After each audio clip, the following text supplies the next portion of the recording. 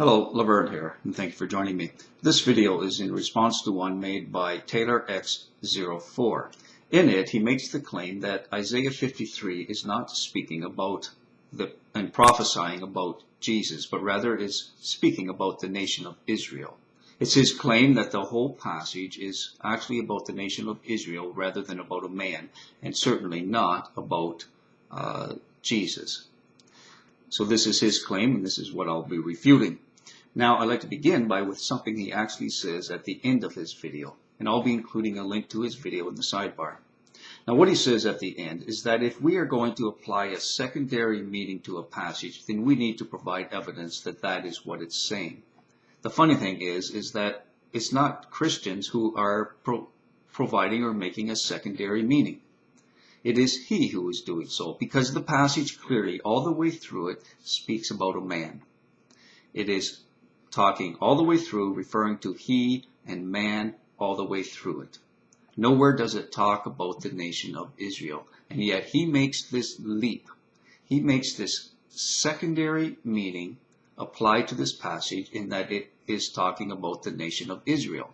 So it is he who is applying this secondary meaning.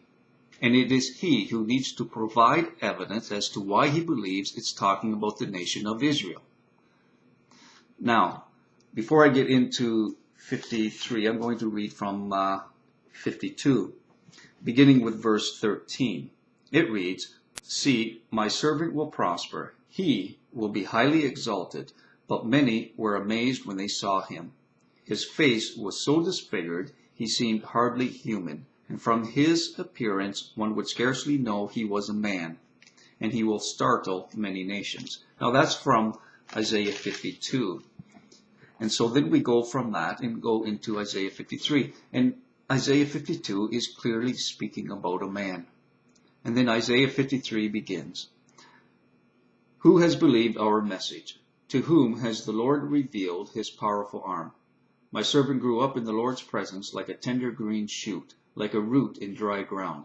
There was nothing beautiful or majestic about his appearance, nothing to attract us to him. He was despised and rejected, a man of sorrows, acquainted with deepest grief.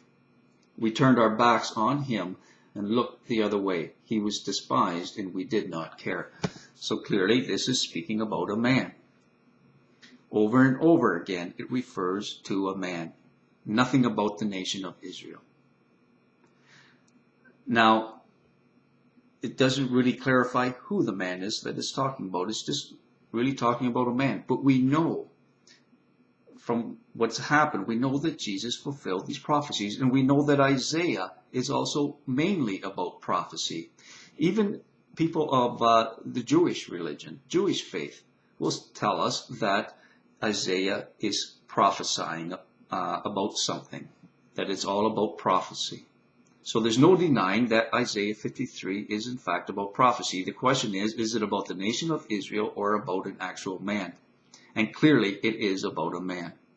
Now, one of the other arguments that Taylor makes is in verse 10.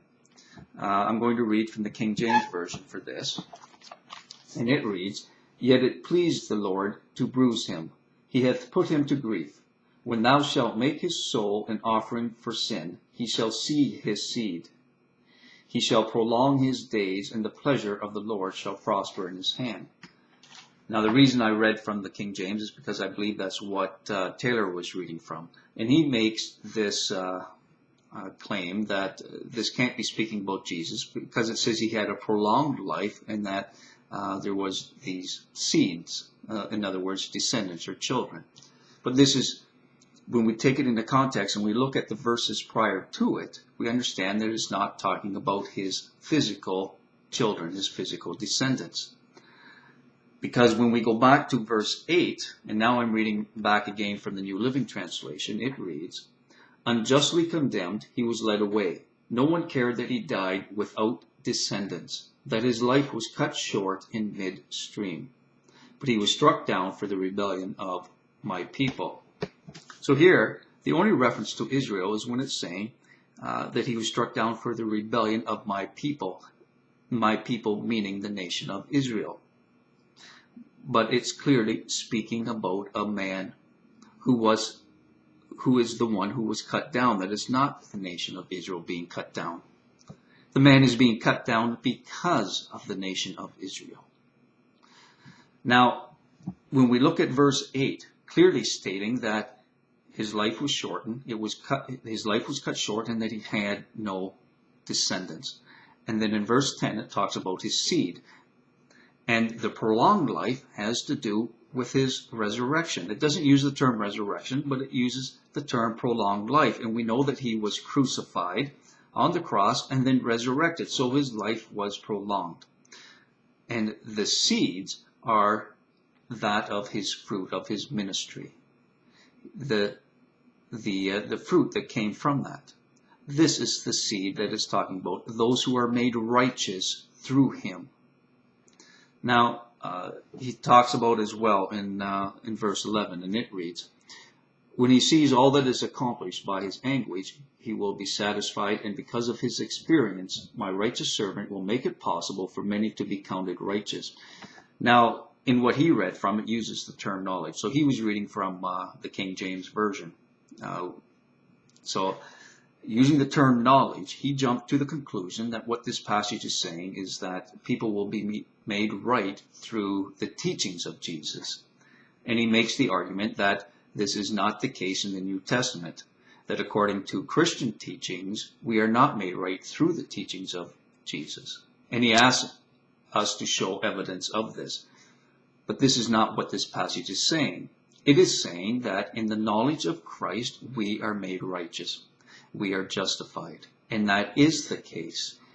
And that is the only way we are made righteous, is through Jesus and through the knowledge of him. So everything here lines up with the teachings of Christ and with our understanding of justification and salvation. I had one more point I wanted to make.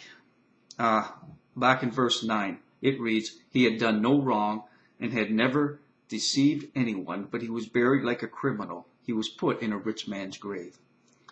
So 2 points here. First is that it's talking about being put into a rich man's grave. If this is talking about the nation of Israel, how could they possibly be put into a rich man's grave? How could you possibly derive from this that it's talking about the nation of Israel? And the other thing is that it talks about a man who is basically sinless, that he did no wrong.